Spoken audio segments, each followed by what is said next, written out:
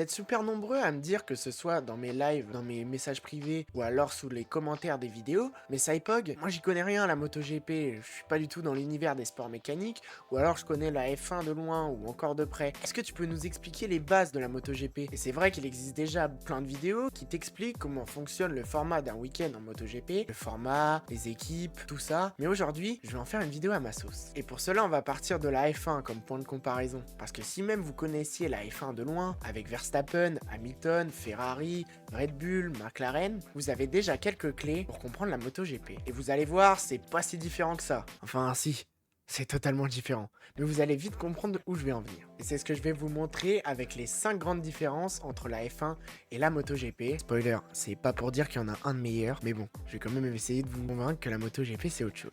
Alors avant que la vidéo commence, n'hésite pas à liker, bombarder les commentaires et à t'abonner, ça m'aiderait beaucoup. Et maintenant sous les vidéos sous Android, vous avez le petit bouton boost qui permet de mettre la vidéo en avant. Donc c'est juste un clic, c'est gratuit et j'espère que vous allez le faire, ça permettrait de mettre mon travail en avant. Et moi je vous souhaite une bonne vidéo. Premier point, le format et l'intensité. Pour commencer ce premier point, il est important de revenir sur le format. Ça va permettre d'amener les autres points et vous allez très vite comprendre qu'il y a beaucoup de différences là-dessus. En F1, une course dure entre 1h30 et 2h. C'est long. Il suffit de voir la dernière course à Spa où on a même attendu 1h20 à cause des conditions météorologiques alors que la course démarre. Une course de F1, c'est souvent stratégique. Entre la gestion des pneus, les arrêts au stand, les périodes calmes et ensuite les grandes batailles, quand il y en a. Ça se regarde un peu comme un film avec des temps morts et un final épique quand on a de la chance. On connaît les grands prix qui se finissent sous safety car, c'est souvent beaucoup de calme. Alors qu'en MotoGP, on a un format qui est plus condensé, entre 40 et 45 minutes de course sans arrêt au stand, car oui en moto, il n'y a pas de pit stop, à part dans de très rares cas, où les pilotes partent avec des pneus pluie et ils commencent à faire sec, ou inversement, ils partent avec des pneus secs et il commence à pleuvoir. Donc l'arrêt au stand est autorisé pour changer de moto, mais ça reste encore très rare. Et donc une vraie course, du premier au dernier virage, beaucoup de suspense, aucun moment pour souffler, chaque virage peut être décisif. Et puis même depuis 2023, on a les courses sprint, des courses qui durent la moitié du temps de la vraie course. Par exemple le dimanche, si on roule 30 tours sur un circuit, le samedi on en roulera que 15. Alors oui, les courses sprint existent en F1, mais nous, c'est toutes les courses. Mais ça reste des courses tout autant explosives et très importantes. Il suffit de voir en Indonésie en 2023, lorsque Jorge Martin jouait le titre contre Francesco Bagnaia, le samedi, Martin s'impose, c'est la joie dans son écurie. Le dimanche, il tombe et permet à Pecco Bagnaia de repasser devant lui au championnat du monde. Il suffit d'entendre la voix de Laurent Rigal quand il chute pour comprendre à quel point une véritable désillusion. Mais c'est pas grave, il va se relancer devant. André Martin! André Martin est tombé! André Martin est tombé!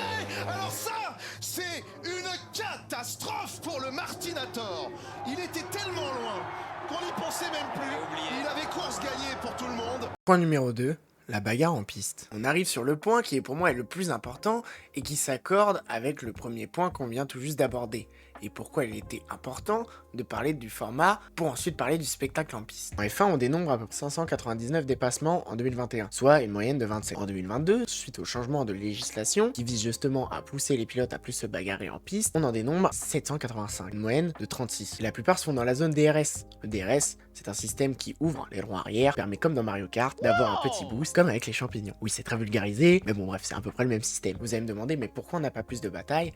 Et bien comme je l'ai dit plus tôt, la F1 c'est de la stratégie, plus de bagarres dans les stands, et en même temps, c'est normal. Les arrêts au stand sont devenus primordiales. Comment vous voulez dépasser d'autres monoplaces, avec des monoplaces qui à 20 ans faisaient 4,5 mètres de long, pour 1,8 mètres de large, quand maintenant elles font plus de 5,5 mètres, plus de 2 mètres de large. Et quand on dénombre 7 tracés urbains, comment voulez-vous qu'on dépasse? Pour appuyer mes propos, je vais prendre la course de Monaco F1 en 2025 et Silverstone MotoGP 2025. On a 78 tours au Monaco, et quand on voit les qualifications, là où le spectacle est maintenant le plus impressionnant, c'est même plus en course, c'est en qualification, on a vu la pole de Norris, Leclerc 2ème, Piastri 3ème, Hamilton 4, Verstappen 5 et Hadjar 6. Et en course, 78 tours plus tard, on se dit, il y a eu du crash, il y a eu du chamboulement dans le classement, et on retrouve Norris, Leclerc, Piastri, ah oui, il y a Verstappen qui a dépassé Hamilton, et on retrouve Hadjar 6ème. Aucun changement. Alors qu'en MotoGP, en 20 tours, Fabio Quartararo qui partait en pole, pas de mécanique, Bezzecchi qui partait 11ème, remporte la victoire, Alex Marquez qui partait 2, 5ème, Pecco Bagnaia qui partait 3, même pas dans le top 5, on retrouve Zarco qui finit 2ème, notre pilote français, alors qu'il partait en 9ème position, Marquez qui partait 4, lui finit 3. Tout ça seulement en 20 tours. Comparé à la F1 où il y en a 78. Et aussi un truc qui me rebute en F1,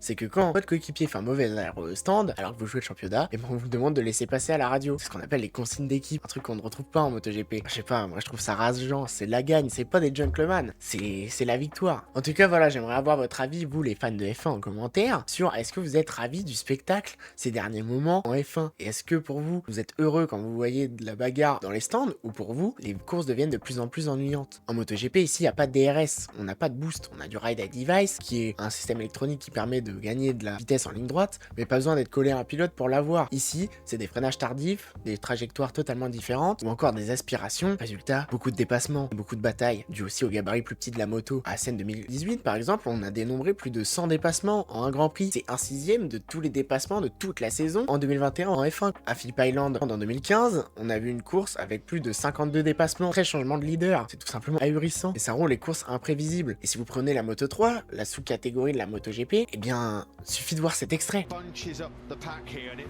really does bring. Oh, look at this! This is the last lap.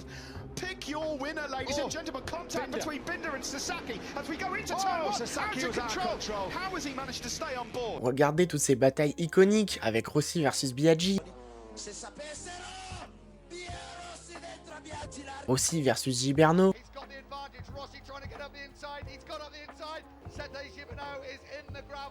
Encore Rossi versus Stoner en 2008 à Laguna Seca avec ce virage au corkscrew.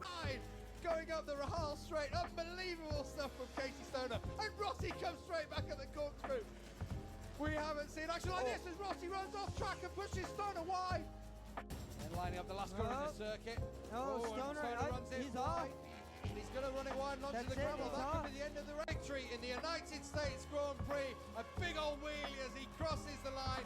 A brilliant, brilliant performance from the... C'est juste magnifique. Ou encore Rossi Lorenzo avec ce dépassement en plongée à Barcelone. They're at the top of the hill. 12 and 13 to go. Lorenzo still leads the way. Rossi very, very close indeed. We ride with Valentino Rossi. Lorenzo now into turn 13. And Rossi's invented something in the final corner, but Lorenzo gets close to the back. And Rossi has beaten him. What a motorcycle race.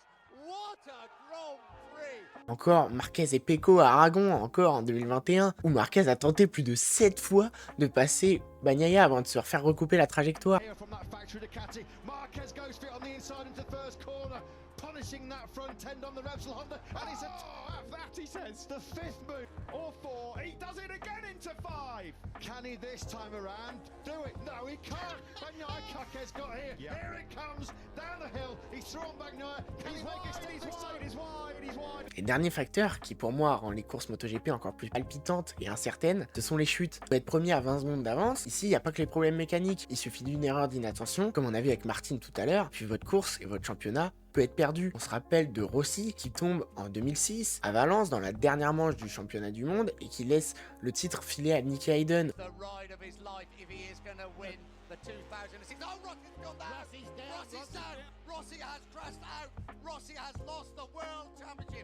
Ou encore Pecco Bagnaia qui tombe en 2021 et qui fait de Fabio notre pilote français le pilote champion. Que Miller fait partie des pilotes qui ont chuté.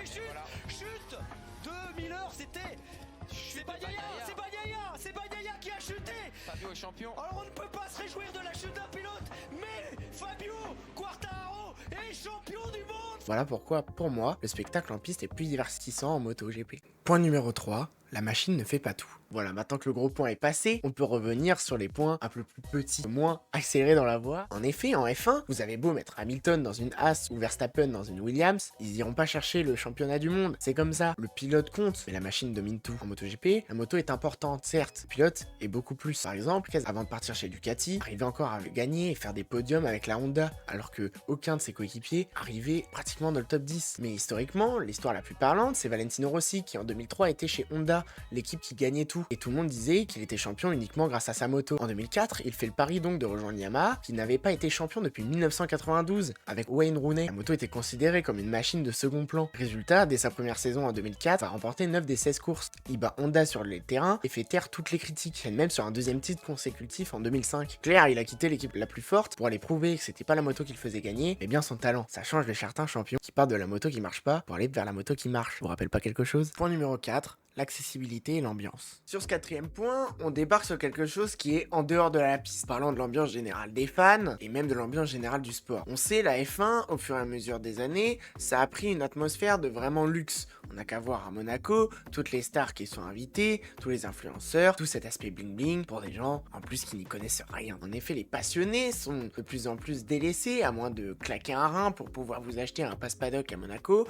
Il y a une certaine distance entre les pilotes, ça crée une sorte d'aura, mais ça perd de son charme. Puis même, avec tous les nouveaux fans, ne sont pas forcément passionnés à la base, mais viennent à cause d'une hype, on perd ce côté de passionné qui faisait la force de la F1. On n'a qu'à voir les marques qui sponsorisent, Louis Vuitton, Rolex, on est vraiment passé dans une atmosphère de luxe, de star. La MotoGP, c'est beaucoup plus accessible, et encore, c'est en train de changer à cause des nouvelles générations. Mais il était pas rare de voir Rossi descendre en vélo dans les paddocks et aller saluer tout le monde. Rien que pour prendre mon expérience personnelle, les 2 dernières années où j'étais au Grand Prix de France, j'ai pu prendre des photos avec plus de 25 pilotes, team managers, ou encore directeur d'écurie, commentateur, ou même consultant. Dernière, un ami à moi m'a fait rentrer dans les box de l'écurie française Tech 3. J'ai même pu parler à Hervé Poncharal, alors que je l'avais jamais parlé, j'avais l'impression que c'était un ami à moi. Il me parlait sans aucune prétention, et m'avait même vanné sur ma veste Honda LCR de Johan Zarco, en disant qu'on n'était pas dans son écurie ici. C'était une bonne ambiance, et j'ai pu être à 2 mètres des motos. J'ai même pu prendre une photo avec Rory Martin, le champion du monde en titre, au moment où j'ai pris la photo, sans débourser 1 euro de plus. Car oui,